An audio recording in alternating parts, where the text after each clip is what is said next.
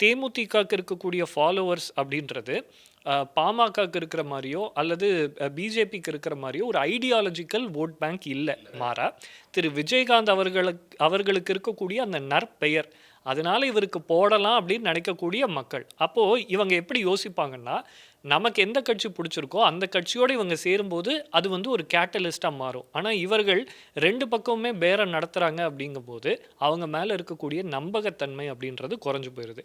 அது சார் சொன்ன மாதிரி 2019 தேர்தல்ல இன்னும் பூதாகரமா வெடிச்சிருது. அதுல அப்ப என்ன ஆயிடுச்சு அப்படின்னா, அடுத்த சில நாட்கள்ல வந்து பிரதமர் மோடி தலைமையில இந்தியா அலைன்ஸ் உடைய கூட்டம் நடக்குது.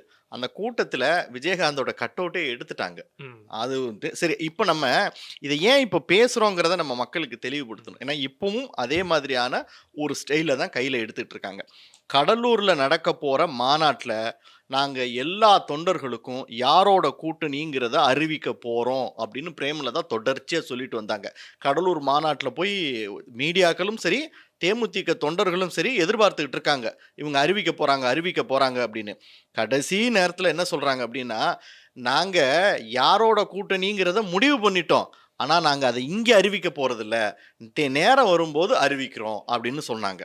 இப்போ நேத்து ஒரு இடத்துல ஒரு சிவகாசியில பேசிட்டு இருந்தாங்க. அந்த இடத்துல பேசும்போது இன்னும் நேரங்காலம் இருக்குது. நீங்க யாரோட விரும்புறீங்களோ அவங்க கூட நாங்க கூட்டணி வைப்போம் அப்படின்றாங்க. அன்னைக்கு கடலூர்ல என்ன சொன்னாங்க, நாங்க முடிவு பண்ணிட்டோம். ஆனா வெளியில அறிவிக்கலன்றாங்க.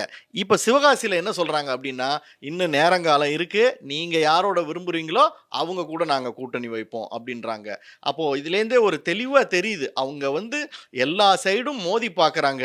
எங்க வந்து அவங்களுக்கு வந்து லாபம் அதிகமா இருக்கோ அந்த சைடு தான் கூட்டணிங்கிறதுல இன்னைய வரைக்கும் தேமுதிக ஒரு நிலைப்பாடுல தான். போன எலெக்ஷன்ல இதே தான் நடந்தது. அவங்க என்டிஏ பக்கத்துக்கு வரத்துக்கும் அவங்க பேச்சுவார்த்தை நடந்தது. அதிமுக சைட்லயும் பேச்சுவார்த்தை நடந்தது. அவங்க அந்த ஒரு ராஜ்யசபா அதை தாண்டி அத்தனை தொகுதிகள் அப்படிங்கிற நிலைப்பாட்டில் அவங்க அதிமுக கூட போனாங்க. இப்போவும் அவங்க வந்து எதுக்காக இந்த பார்கெனிங் பண்றாங்கன்னு புரியல. இல்ல பார்கெனிங் பண்றதுங்கிறது ஒரு எல்லா கட்சியும் பண்றது தான்.